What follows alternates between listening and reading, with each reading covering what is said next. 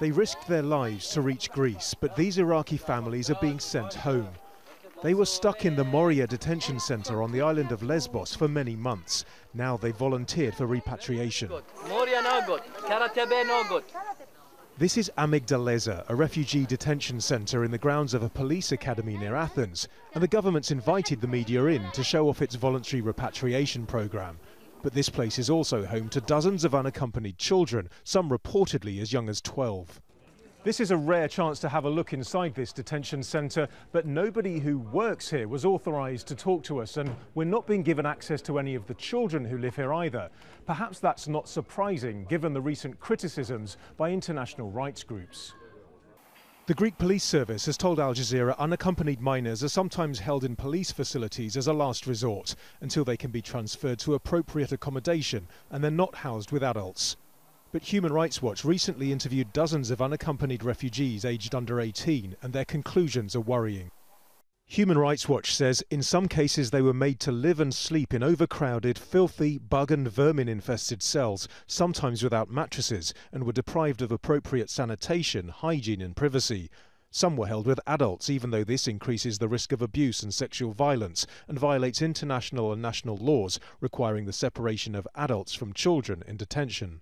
Al Jazeera met one boy who spent months alone in various police cells on Greek islands before being housed in a charity shelter here in Athens.